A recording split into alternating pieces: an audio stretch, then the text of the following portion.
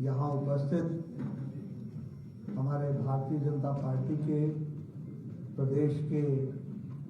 यशस्वी अध्यक्ष चौधरी भूपेंद्र सिंह जी, यहाँ के लोकप्रिय सांसद और भारत सरकार में मंत्री श्री वीके सिंह जी, हमारे राज्यसभा में साथी और सांसद श्री अनिल अग्रवाल जी, हमारे विधायक श्री अतुल गर्ग जी,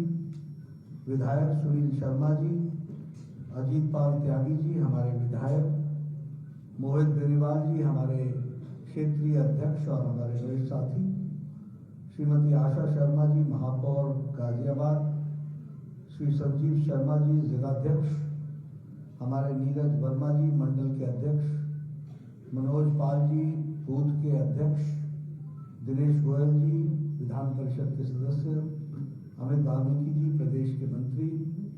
और यहाँ उपस्थित इतनी बड़ी संख्या में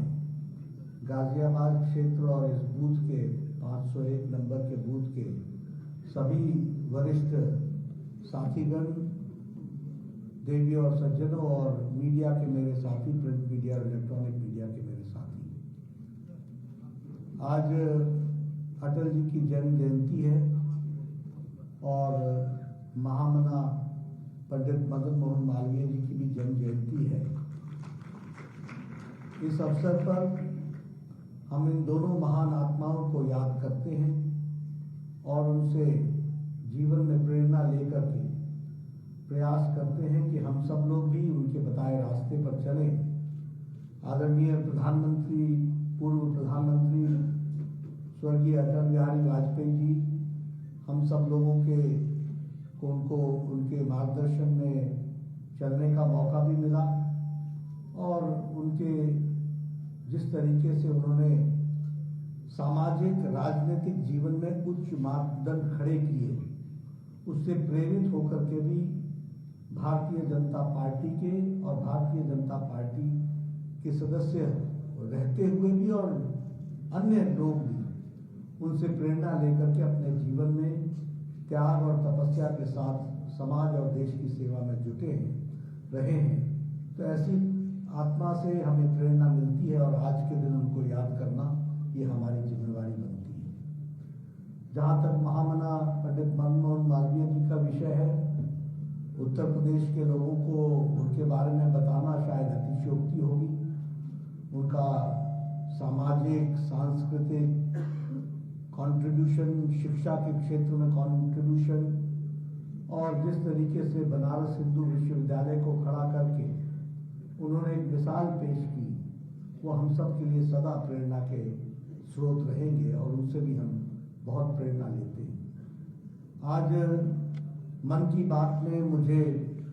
गाजियाबाद आने का मौका मिला। मैं आयोजकों को, विशेष करके हमारे संजीव शर्मा जी जो जिला के अध्यक्ष हैं, हमारे नीरज वर्मा जी जो मंडल के अध्यक्ष हैं और मनोज पाल जी जो बूथ के अध्यक्ष हैं, उनको और उनकी टीम को मैं बधाई देना चाहता हूं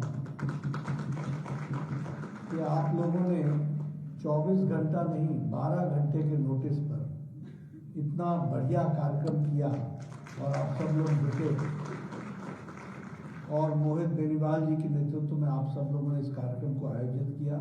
आप सबका बहुत बहुत धन्यवाद। मित्रों,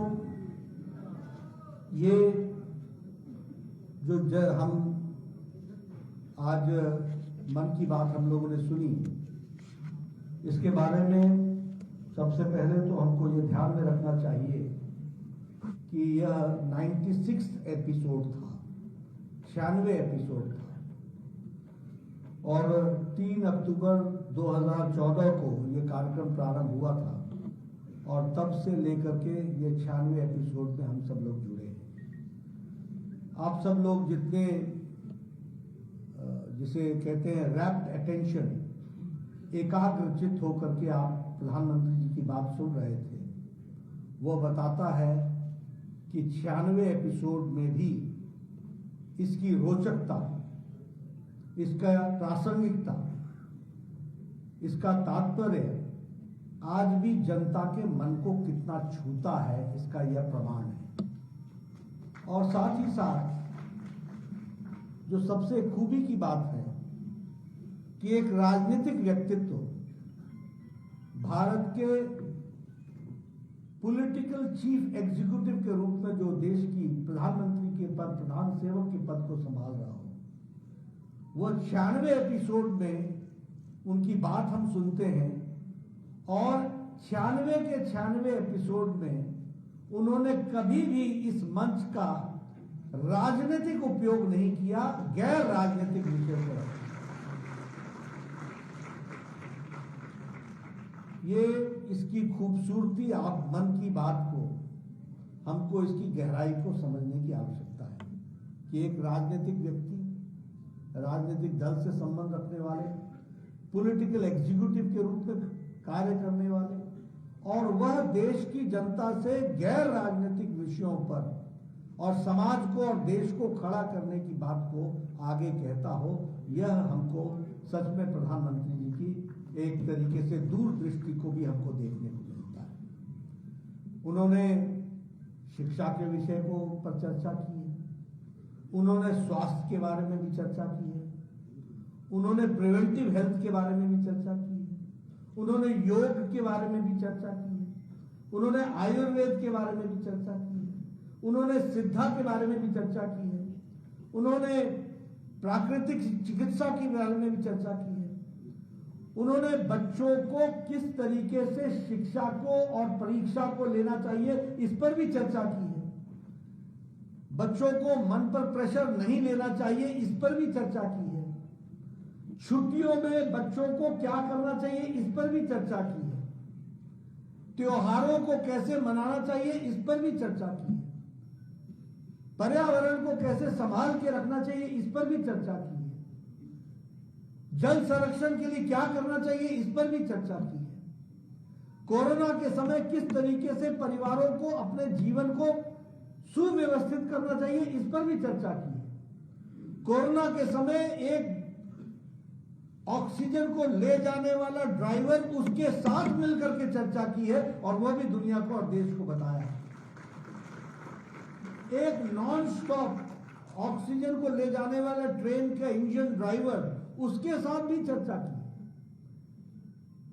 जो लोग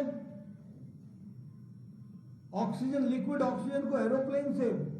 जो सॉर्टीज में ले गए, उसके पायलट से भी चर्चा की और उसके परिवार से भी चर्चा की कि तुमको कैसा लगा। यानी समाज के हर विषय को मर्मता के साथ देख करके उसको गहराई से समाज के बीच में रखने का काम आदरणीय प्रधानमंत्री जी ने किया है। और इसीलिए भारतीय जनता पार्टी ने तय किया कि यह कार्यक्रम भारतीय जनता पार्टी का एक एक कार्यकर्ता अपने बूथ पर सभी समाज के साथ लेकर के उसके साथ देखेगा और उस कार्यक्रम को करेगा। और इसीलिए मैं भी हर महीने, पिछले महीने मैं वजीरपुर में था जहां मैंने इस कार्यक्रम को किया, उससे पहले मैं गुड़गांव में था, उससे पहले मैं किसी अन्य प्रदेश में था, लेकिन सब लोगों के साथ मिलकर के हम इस कार्यक्रम को कर रहे हैं। इसमें और एक विशेष बात यह है कि समाज और व्यक्ति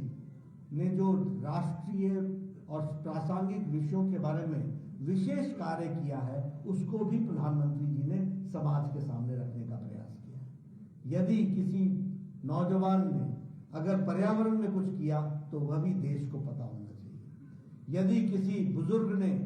अपने जीवन के सारी पेंशन को लेकर, सारी पैसे को लेकर के जो भी उसने कमाया था, अगर वह समाज के लिए लगाया तो वह भी देश को देखना चाहिए, वह भी देश को जानना चाहिए। इस तरीके के उदाहरण भी उन्होंने हमारे सामने रखी है। मित्रों, हमारे लिए ये जिम्मेवारी बन जाती है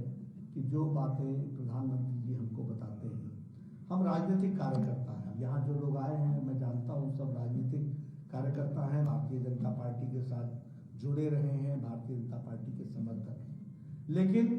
हमारा दृष्टिकोण भी सिर्फ राजनीतिक नहीं रहना चाहिए, हमारा दृष्टिकोण भी सामाजिक रहना चाहिए, हमारा दृष्टिकोण भी प्रासंगिक रहना चाहिए, हमारा दृष्टिकोण भी समाज के मुद्दों से जुड़ा हुआ होना चाहिए, हमारा दृष्टिकोण भी सेवा का होना चाहिए, हमारा दृष्टिकोण भी सेवा भाव से गरीब, वंचित, पीड़ित, शोषित, दलित, पिछड़ा, इसके लिए होना चाहिए। हमारा विचार भी और हमारा कार्य भी महिला सशक्तिकरण के लिए होना चाहिए। हमारा विषय भी और हमारी बातचीत भी युवाओं के साथ जुड़ करके नए भारत के निर्माण के बारे में सोचा जाना चाहिए। हमारा विषय भी अमृत काल के दौरान 2047 में हमारा भारत कैसा होगा, दुनिया के 1 नंबर पर खड़ा होगा, ये संकल्प को लेकर के चलना चाहिए। और मुझे पूरा विश्वास है कि आप सब लोग इसको पूरा करेंगे। आज आपके साथ मन की बात देखने का, सुनने का मौका मिला और मन को बड़ा अच्छा लगा। आप सब लोगों ने जिस तरीके से, जिस भाव से आपने मेरा स्वागत किया, उसके लिए मैं आपको बहुत बहुत धन्यवाद। भारत माता की। मैं माननीय राष्ट्रपति की सर्वोच्च